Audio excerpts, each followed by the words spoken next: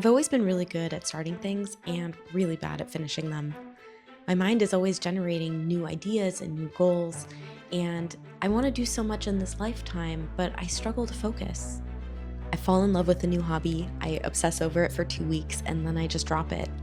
Or I write a new routine in my journal, I get so excited about it for a week, and then it just starts to feel boring. It's almost like the routine sucks all the joy out of it. And for a long time, I told myself that there was something wrong with me, that if I just had more discipline, I could actually achieve my goals.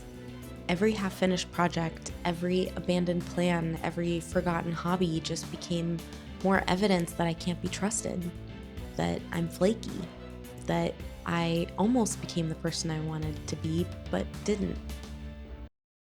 I recently read through my old journal entries from the past year, and I can just hear the frustration in all of my writing. How much I wanted to continue doing the things I cared about but couldn't. I wrote about being disappointed in myself for breaking promises, feeling unfocused and distracted, and never really making any progress. There's an undertone of shame in so much of my writing. I was trying to keep up with routines and just kept failing, and I couldn't understand why. I would write about how badly I wanted to learn to draw. I tried so many versions of the perfect plan, 10 minutes every morning, sketches on my lunch break, one drawing a day, no matter what. I'd write it all out in detail, feel excited for maybe 2 days, and then just stop. A week later, I'd be back in the same journal, writing about how awful I felt for not sticking with it. I'd tell myself that if I couldn't even stick to 10 minutes a day, I would never become the artist that I wanted to be. There are pages and pages of what is wrong with me? Why can't I ever stick to anything? I was so sure that if I couldn't stick to a routine, then it meant something terrible about me, that I was lazy, that I couldn't trust myself.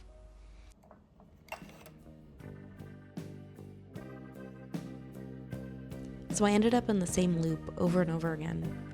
Force the routine, feel numb, rebel, feel guilty, repeat. I started suspecting that there was something deeper at play here. I tried to think about what really matters to me, not what I think I should care about, but what truly lights me up. I did an exercise designed to help me identify my values.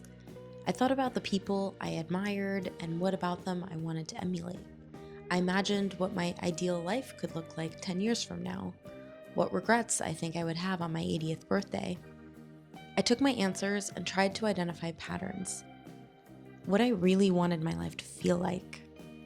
And the results really surprised me.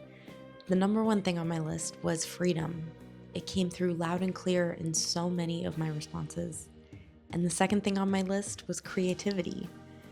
And discipline, it was literally at the very bottom of the list.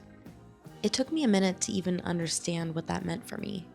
Freedom wasn't some big abstract thing, it meant having space in my day. Freedom to use my time however felt right in the moment.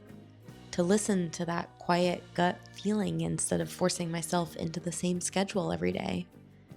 And discipline, it felt like the opposite, like chains I'd have to put on myself. Around that same time, it was brought to my attention that I might have ADHD.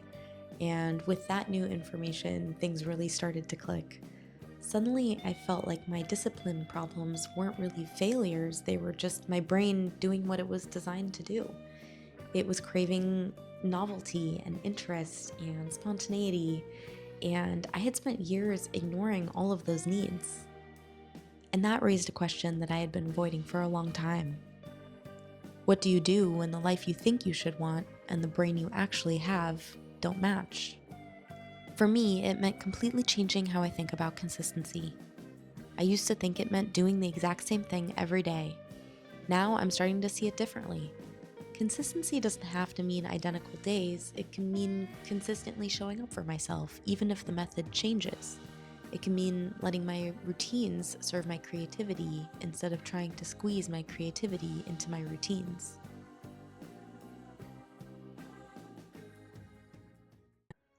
So now I'm experimenting with a kind of structure that isn't rigid. There are blocks in my day where I know I'm going to move my body or create something or rest. but I don't need to know exactly what's going to go into those blocks ahead of time. I can just choose what makes me feel alive that day. If I know I want to move my body, one day I can decide to do a Pilates class. On another day, I can decide to just go for a walk. Or if I want to create something, I can choose to draw, or maybe I can bake sourdough bread. I can really allow myself to experience the joy and the aliveness of choosing what lights me up in the moment. I used to feel so much shame when I would drop a hobby after 2 weeks, but now I'm trying to look at it more like seasons. I can spend a month painting and then I can move on to pottery or writing, and that is not a failure. It might just mean that I'm the kind of person that stays engaged through exploring and learning. Now I see a pattern of curiosity instead of a pattern of failure. I'm slowly learning to design a life that flows with my natural rhythms instead of constantly fighting against it. If I wake up in the morning and my brain needs something new to stay engaged, I want to honor that. At this point, I'd rather be engaged and a little inconsistent than perfectly disciplined and bored. I used to be so convinced that discipline was the missing piece, that if I could just will myself into the perfect routine, I would have the life I've always dreamed of. But now I'm realizing how important it is to just accept who I am. I'm someone who loves to try new things, and honestly, that's pretty cool. I'm learning to love myself for who I am.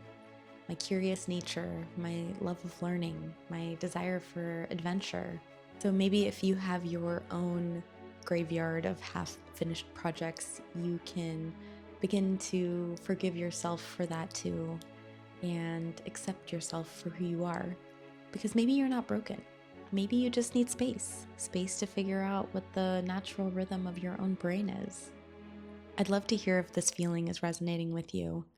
Have you ever felt like you're failing yourself for not meeting your own expectations or sticking with the perfect routine? Anyways, I hope you all enjoyed this video, and I really appreciate you spending this time with me, and I will see you in the next video. Bye.